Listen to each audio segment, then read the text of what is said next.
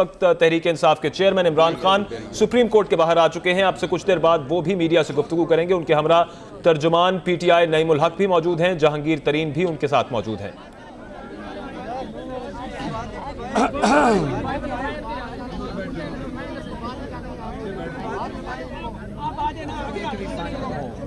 थोड़ा पीछे उस्मा थोड़ा सा बिस्मिल्लाहिर्रहमानिर्रहीम।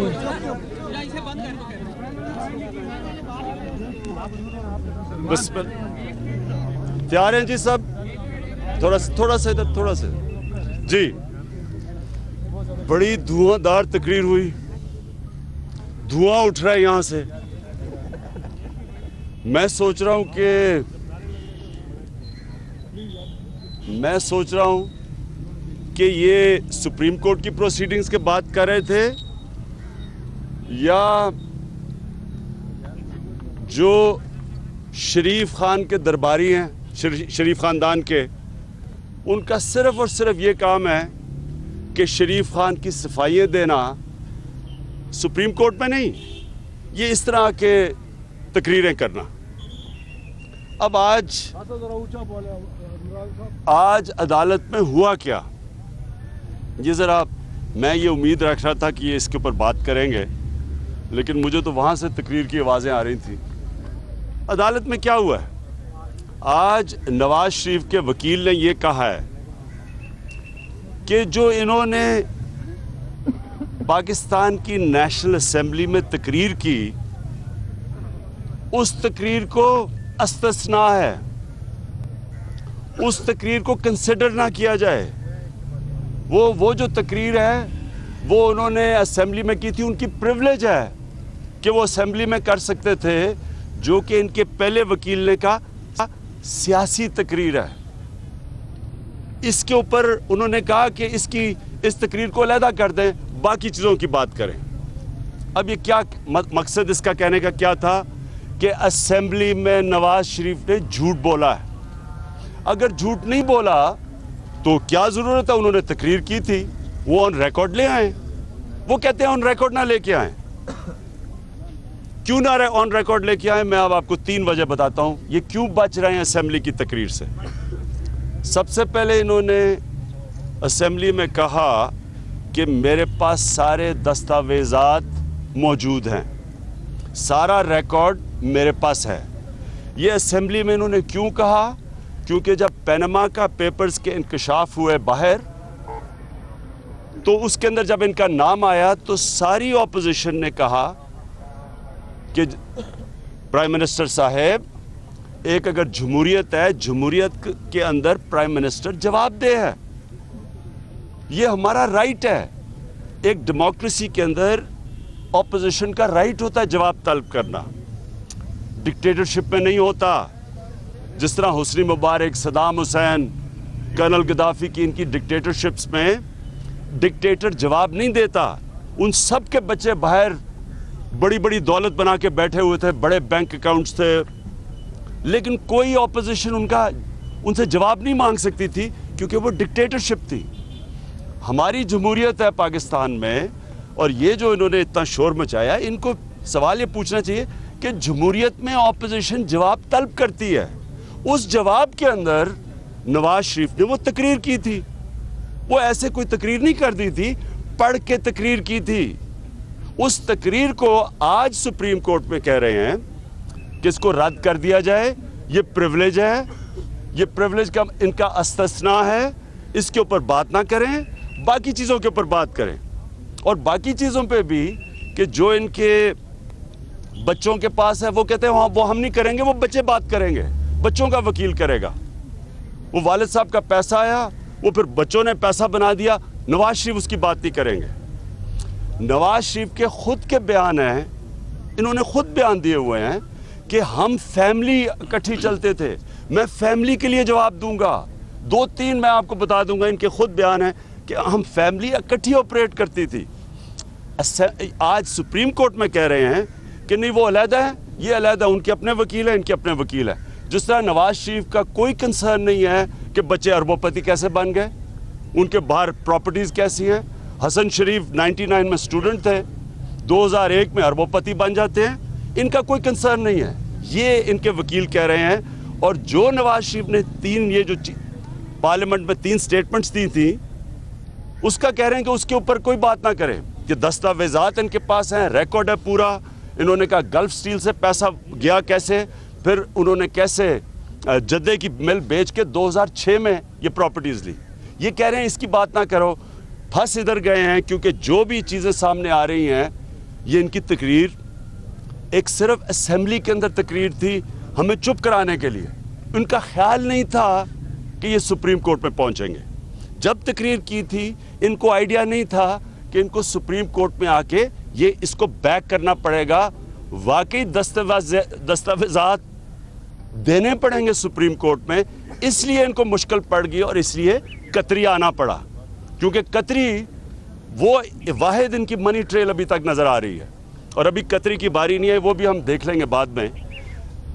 तो आज मुझे सिर्फ मैं ये सुन रहा था उनके वकील को, बड़े उन्होंने देर साइटेशंस की, लॉज की उन्होंने बताया, लेकिन जो मुझे अफसोस हुआ कि मुल्क का प्राइम मिनिस्टर वो ये कह रहे हैं कि जो पार्लियामेंट में उन्होंने तकरीर की उसको इग्नोर किया जाए। क्यों? क्योंकि वो झूठ थी।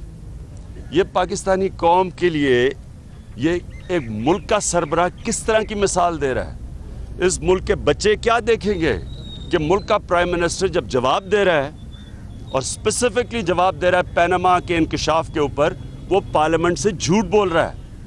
ये इन्होंने इतना शोर मचाया कि पार्लियामेंट के अंदर आओ, वो मैं इतनी दूर इनकी तकरीर सुन रहा था, तो पार्लियामेंट की क्या हैसियत रह गई जब प्राइम मिनिस्टर पार्लियामेंट को झूठ बोलता है।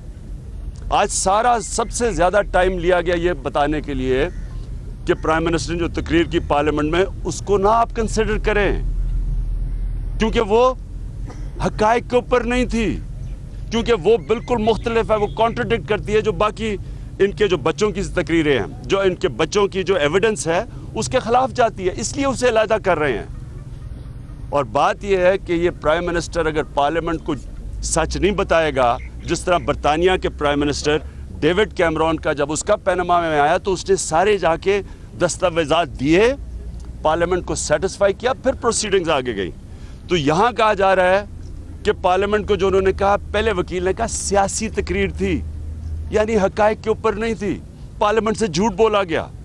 ये सबसे इंपॉर्टेंट चीज़ है कि अगर प्राइम मिनिस्टर पार्लियामेंट से झूठ बोलता है, और पार्लियामेंट में झूठ किस लिए बोल रहा है, अरबों रुपए की प्रॉपर्टीज बाहर पकड़ी गई हैं, ये ऐसे कोई झूठ नहीं बोला जा रहा, ये अरबों रुपए की प्रॉपर्टीज जो बाहर पकड़ी गई, जो पैनामा पेपर्स के इंकशाफ में आई, उनके ऊपर बात हो रही थी। साहब, सवाल था मनी ट्रेल का कि मनी ट्रेल बताई जाए, लेकिन ये बातें कहीं और चली गई हैं कि वज़ीर आज़म ने जो पार्लियामेंट में खिताब किया वो होना चाहिए या नहीं होना चाहिए।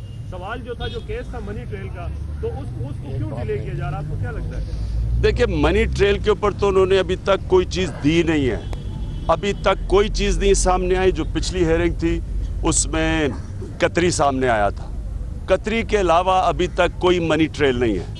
और हम अब इंतज़ार कर रहे हैं, लेकिन जो हम उम्मीद रख रहे थे कि नवाज शरीफ के वकील बताएंगे इन चीज़ों के ऊपर, उन्होंने इसके ऊपर कोई बात नहीं की। और उन्होंने कहा ये उनका कंसर्न ही नहीं है, ये बच्चे बताएंगे क्या है। एक और भी बात कही कि उन्होंने कहा जी अगर एक बच्चे का जो स्टेटमेंट है वो बिल्कुल मुख्तलिफ है नवाज शरीफ की, तो हम कौन सी स्टेटमेंट मांगे। उन्होंने कहा जी नवाज शरीफ की मानो, इसका मतलब बच्चा झूठ बोल रहा है। ये बताइएगा कि वेल्थ टैक्स के हवाले से जो उन्होंने कहा है कि 2003 में कानून खत्म हो गया है और उसे विदिन 5 इयर्स आप वो कर सकते हैं, उसको चैलेंज कर सकते हैं, इसके हवाले से बताइएगा, फिर आर्गुमेंट कहाँ स्टैंड करता है? देखिए, जो टैक्स का इशू है ना, वो सिर्फ इधर तक देखें कि जो वो चीज़ें बता रहे थे कि बच्चों ने बाहर से 74 करोड़ रुपया 4 सालों में भेजा है। वो ये कह रहे हैं कि 4 साल में जो 74 करोड़ रुपया हुसैन शरीफ ने, और मेरे ख्याल में एक हसन की भी उसने भी भिजवाया है, अब 74 करोड़ रुपया, यानी वो कह रहे हैं कि ये डिक्लेयर करना चाहिए था, ये इनकम बनती है, वो इस तरह उसके ऊपर डील कर रहे हैं। असल तो ये है कि उनको बताना चाहिए कि बच्चों के पास किधर से पैसा आया इतना। इसका जवाब नहीं।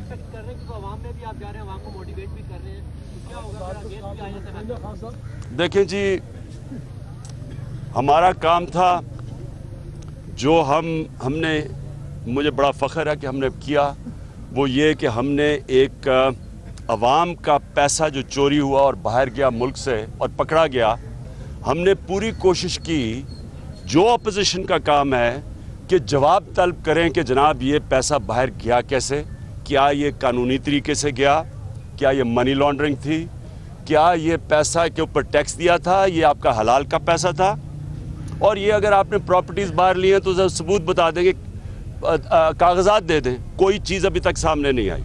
ऑपोजिशन का ये काम होता है, ये याद रखें, जमहूरियत में ऑपोजिशन का काम होता है जवाब लेना। गवर्नमेंट का काम ये नहीं होता जो ये इन 2000 ने शोर मचा के किया है, ये नहीं इनका काम होता। इनका काम ये नहीं होता कि जनाब आपने भी कुछ किया, आप भी बताएं। मैं इनसे सवाल पूछता हूँ कि इमरान खान तो कभी इक़्तिदार में रहा ही नहीं है, तो करप्शन तो मतलब ही ये होता है इक़्तिदार में आके पैसा बनाना। मैं तो इक़्तिदार में नहीं रहा, तो मेरे ऊपर कैसे इल्ज़ाम लगा रहे हैं? बजाय अपना जवाब देने के उल्टा हमारे ऊपर अटैक कर रहे हैं, मुंह बंद करने के लिए। केसेस क्या करवाए हुए इलेक्शन कमीशन में? मुंह बंद करवाने के लिए, ब्लैकमेल करने के लिए। माफिया ऐसे करता है, डेमोक्रेटिक गवर्नमेंट्स जवाब देती हैं, माफिया ब्लैकमेल करता है, या केसेस कर देगा, या FIR काट देगा, या आपको इस तरह की आके यहाँ बातें करेंगे। और अच्छा जी, मैं इनसे सवाल पूछता हूँ, मैंने गाली कब निकाली है? अगर मैं नवाज शरीफ को करप्शन का बादशाह कह रहा हूँ, ये गाली तो नहीं है, ये तो हक है, ये हकायक है, ये तो सच है। मुझे ये बताएं, एक छोटा आदमी 15,000 रुपए की जेब कुतरी करता है, आप उसे चोर कह देते हैं। अरबों रुपए की जो चोरी करता है उसको मैं डाकू ना कहूं तो और क्या कहूं? इसमें गाली कौन सी है? ये तो इनकी जुर्रत नहीं है। ये असल मैं बात कहना चाहता हूं, ये सारी मोटू गैंग को और इन वजीरों को पता है कि नवाज शरीफ झूठ बोल रहा है, सबको पता है। मैं आपको यकीन दिलाता हूं, सारे मीडिया को पता है, सारी कौम को पता है, नून लीग को पता है कि झूठ बोल रहा है, क्योंकि सच तो एक होता है। अगर ये असेंबली के अब हमें कह रहे हैं इस्तिस्ना के पीछे छुप रहे हैं, प्रिविलेज के पीछे छुप रहे हैं असेंबली की स्टेटमेंट, इसका मतलब झूठ बोला था। सबको पता है झूठ बोला है। मैं इनको कहता हूं कि ये जो दो शोर मचा के गए हैं, इनके ज़मीर मर गए हैं। इन्होंने अल्लाह को जवाब नहीं देना, यहाँ बैठ के शोर मचा रहे हैं। इनको और जितनी ऊंची आवाज़ थी उतना ही इनको पता है कि ये झूठ को छुपाने की कोशिश कर रहे हैं। ये भी कर रहे हैं इनकी जो अच्छा, ये मैं कह दूं कि आपको पता चल जाएगा कि इनके नून लीग के कौन से लोगों के पास ज़मीर जिंदा है और किन के मरे हुए या खरीदे गए ज़मीर हैं। जिनके ज़मीर जिंदा है वो कोई ऐसे आके नवाज शरीफ को डिफेंड नहीं कर रहे। आपके सामने आप खुद ही पता चल जाएगा। जिनको हड्डियां फेंकी जा रही हैं, जिनके मुंह बंद किए जा रहे हैं, जिनके ज़मीर खरीदे जा रहे हैं, वो इस तरह के शोर मचाते हैं। खान साहब, आपने इलेक्शन कमीशन के केसेस की बात की, आपके वकील की तरफ से एक मुबैना माफीनामा जमा कराया। मुझे कोई आइडिया नहीं है, क्योंकि मैं तो यहाँ बैठा हुआ हूँ। मैं अर्ज करता हूँ कि देखें, इलेक्शन कमीशन में 2 केसेस हैं। एक तो है PTI के ऊपर किया हुआ नून लीग ने, और दूसरा केस ये है कि जो मेरे ऊपर रेफरेंस भेजी हुई है एयाज सादिक ने, मेरे ऊपर रेफरेंस की मेरा वकील कल डिफेंड करेगा। अभी तक उनके 3 दफ़ा हो गया कि उनके वकील नहीं आए, और आखिरी दफ़ा इलेक्शन कमीशन ने पूछा वकील से कि अगर आपके पास केस नहीं था तो आपने दर्ज क्यों करवाया? उन्होंने कहा अभी और पेपर्स की ज़रूरत है। उन्होंने कहा अभी आपके पास अगर पेपर्स नहीं है तो दर्ज क्यों? वो मैं कल डिफेंड करूंगा। ये है PTI के ऊपर केस किया हुआ है जी।